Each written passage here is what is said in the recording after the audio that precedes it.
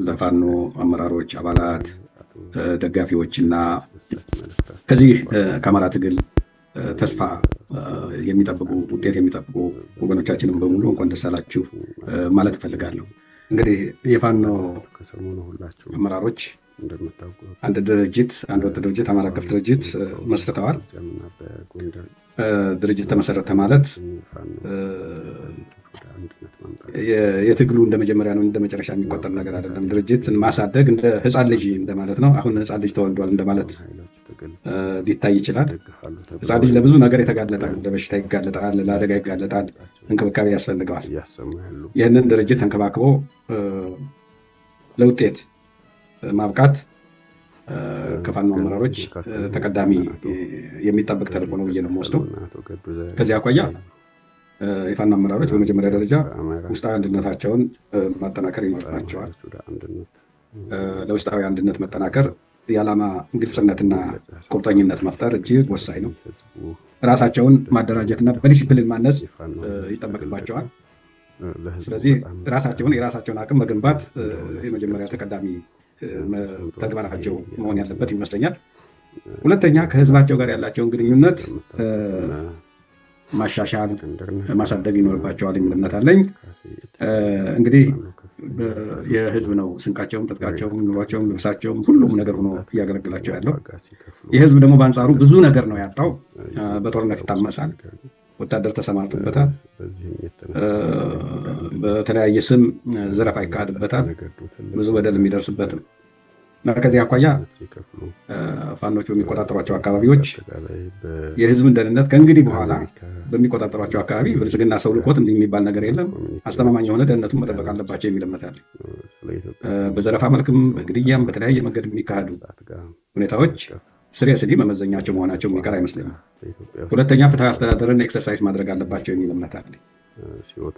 በሚያስተዳድሯቸው አካባቢዎች እነሱ በሚንቀሳቀሱባቸው አካባቢ ህዝቡ ከብልጽግና የተለዩ መሆኑ ፋኖ የተለየ ነው የሚል እምነት እያሳደረ እንዲሄድ የሚያደርጉ ስራዎች መስራት አለባቸው። ለፍትህ አቅሙ ሁኔታው በፈቀደላቸው ሁኔታ ፍትህን በተግባር ለማረጋገጥ መስራት አለባቸው የሚል እምነት አለኝ። ሌላ ሰብአዊ መብትን መጠበቅና መንከባከብ የአማራ ህዝብ ከፋኖቹ የሚጠብቀው መቼውንም ብሎ ሌደር የሚያልፍ ነገር አይደለም ማለት ነው።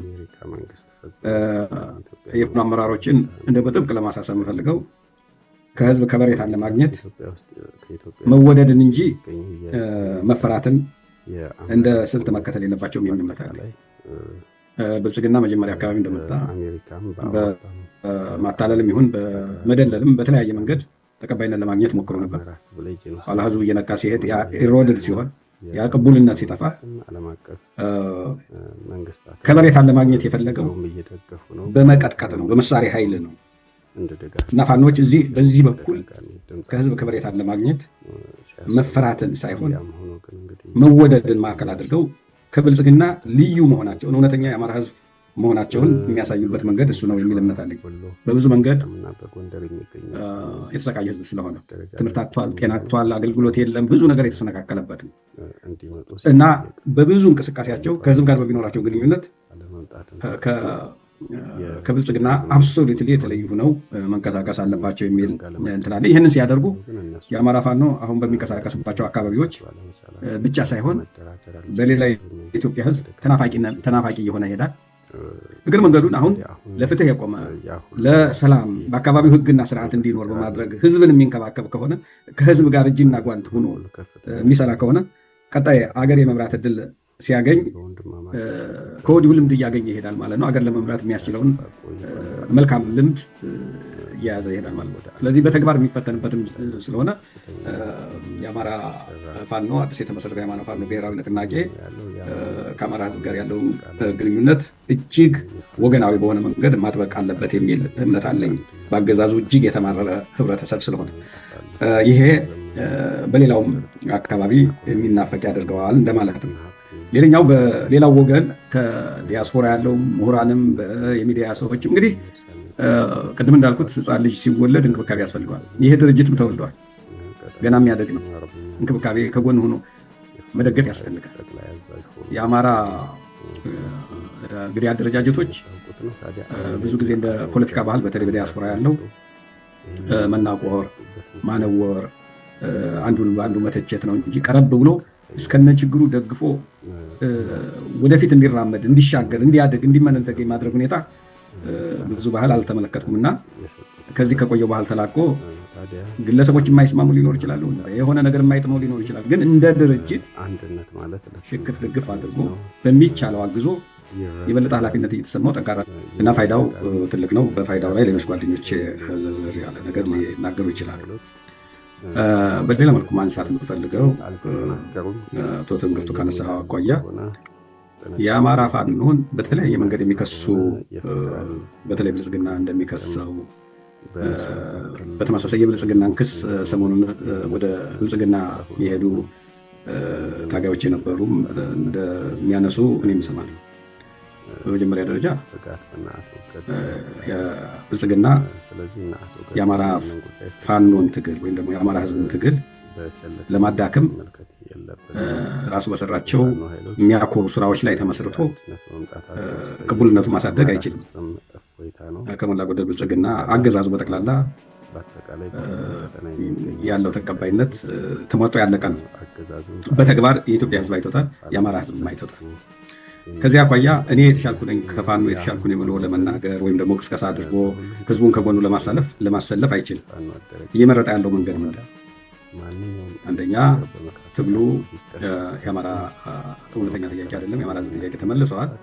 የውጭ ተላላኪዎች ፋኖ የውጭ ተላላኪ ነው፣ ወይም በሌላ አገላለጽ የኢትዮጵያ ታሪካዊ ጠላቶች ተልዕኮ አስፈጻሚ ሆኖ ነው ፋኖ የተሰለፈው የሚል ክስም ሲቀርብ እሰማለሁ።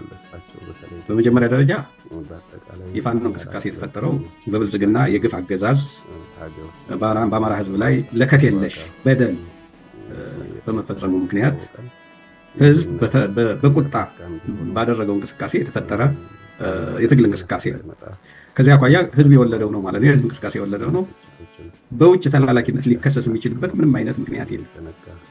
በሁለተኛ ደረጃ እንደገና ደግሞ ብልጽግና እነዚህ የውጭ ታሪካዊ ጠላቶች የሚላቸው የሚያነሳቸው ሀገሮች አሉ፣ ድርጅቶች አሉ። በምን የሞራል ስታንዳርድ ነው ብልጽግና የአማራ ፋኖን ተላላኪ ብሎ ሊፈርጀው የታሪካዊ ጠላቶች ተላላኪ ብሎ ሊፈርጀው የሚችልበት የሞራል ብቃት የሞራል ሁኔታ ሊኖር አይችልም። ምክንያቱም በመጀመሪያ ደረጃ እነዚህ የኢትዮጵያ ታሪካዊ ጠላቶች የሚላቸውን ወዳጅ ለማድረግ እንደ ብልጽግና የተጎናበሰ ኃይል የለም። ብልጽግና እነዚህ ሀገሮች የኢትዮጵያ ታሪካዊ ጠላቶች ናቸው እያለ አሁን ከሚገልጻቸው ኃይሎች ጋር ለመወዳጀት ሌት ተቀን ሰርተዋል። ወዳጅነቱ ያው ወዳጅ አይበረክትለትም፣ ወዳጅ መሆን አልቻለም። አሁናዊ ሌላ ስም ይሰጠው፣ በተለይ በትግራይና በአማራ መካከል ዘላለማዊ ጠላትነት እንዲኖር ይፈልጋል። ይሄ ዘላለማዊ ጠላትነት ፍላጎቱ እንዲሁም ዝም ብሎ የመነጨ አይደለም። በስልጣን ለመቀጠል አስተማማኝ መንገድ ይከፍትልኛል ብሎ የሚያምነው የህዝቦች አለመተባበርን ስለሆነ በህዝቦች መካከል ትብብር እንዳይኖር፣ መቀራረብ እንዳይኖር፣ በጋራ ጉዳዮች ላይ በጋራ እንዳይነሱ የማድረግ ሁኔታ ስለሆነ እዚህ ላይ የአማራ ታጋዮች በጥንቃቄ መመልከት አለባቸው ይመስለኛል። ፋኖ በተላላኪነት ሊጠየቅ የሚችልበት ሁኔታ በተለይም ደግሞ በብልጽግና አገዛዝ ሊከሰስ የሚችልበት የሞራል የተጨባጭ ሁኔታ ሚዛን ከወሰድ ነው ትክክል ይሆናል ብዬ አልገምትም። ምክንያቱም በብልጽግና ግፍ ትጥቅህን ብቻ ሳይሆን ቀበቶህን አስፈታሃለሁ ብሎ ጦርነት ከፍቶ የተደራጀ ኃይል ሳይሆን በተበተነ መንገድ ወደ የመጣበትን አደጋ ለመቀልበስ ትጥቁንም ስንቁንም መጠለያውንም የአማራን ህዝብ አድርጎ የተጀመረ እንቅስቃሴ ስለሆነ ይህንን እንቅስቃሴ በሌላ መንገድ የሌላ አካል ተልዕኮ ይዞ ነው ብሎ ለመወንጀል መሞከር የሚያዋጣ አይመስለኝም። የኢትዮጵያ ህዝብ ጥንቅቅ አድርጎ የሚያውቀው ይመስለኛል። በዚህ ጥያቄ ላይ ማለት የፈለኩት የምፈልገው ይሄንን ነው። አመሰግናለሁ። ምናልባት ዲያስፖራውን በተመለከተ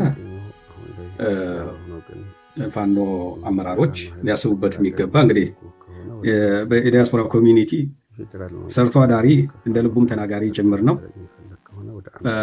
በቁጥሩም ብዙ ነው። ብዙ ነገር አቅም መሆን የሚችል ነው። ይህንን በሚያደራጁበት ጊዜ ተጨባጭ አቅምን በጣም ከፍተኛ እኔ እንግዲህ ቅርብ ጊዜ ነው የመጣሁት አለመተማመን በሰፊ ያለ ስለሆነ ይህንን ግምት ያስገባ አሳታፊ ብዙ አይነት አደረጃጀት አለ። የተወሰነውን ነጥሎ በመውሰድ የሚሳካ ነገር አይመስለኝም እና በደንብ አሳታፊ በሆነ መንገድ ያሉትን ድርጅቶችን፣ ግለሰቦችን፣ ምሁራንን፣ ታዋቂ ሰዎችን አስተባብሮ ማደራጀት የሚፈልግ ይመስለኛል። ልክ አሁን በዚህ በአንድነቱ እንዲመጣ ጥረት ያደረጉት ክሬዲብል የሆኑ ሽማግሌዎች ማለት በእውቀትም በታማኝነትም ለአማራ ሕዝብ ሲል ብዙ መስዋዕትነት የከፈሉትን ሽማግሌዎች አይነት ብዙ አካላት ብዙ ሰዎች ሊኖሩ ስለሚችሉ እነዛን ግምት አስገብቶ ማደራጀት በተለይ አሳታፊ አድርጎ እንደው ዝም ብሎ በይድረስ ድረስ መሆን የለበትም፣ በጥንቃቄ መታየት አለበት የሚል ሀሳብ ነው ያለኝ። ይችን ለመጨመር ነው።